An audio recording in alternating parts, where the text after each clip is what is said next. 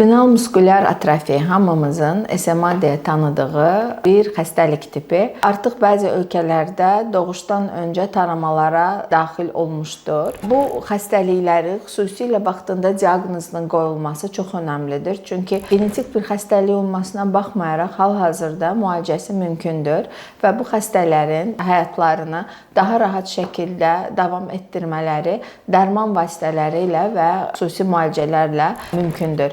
Adətən 4 tipi vardır. Birinci tipi ən aqressiv gedişli və adətən 2 yaşına qədər, çox təəssüf ki, bu xəstələri biz itiririk, gedişli tipidir. SMA tip 2 isə daha çox bu uşaqlar oturma qabiliyyətini qazanırlar, lakin yerimədə problem olur. Yerimə funksiyalarını bərpa edə bilmirlər və SMA-lar içində ən yaxşı müalicə oluna bilən tip də məhz SMA tip 2-dir. SMA tip 3, SMA tip 4 isə daha nadir rast gəlinən tiplərdir və daha yetkin dönəmlərdə çox cüzi əzələ zəifliyi ilə özünü göstərə bilən tiplərdir. Müalicəsi üçün mütləq vaxtında diaqnostika olunması vacibdir.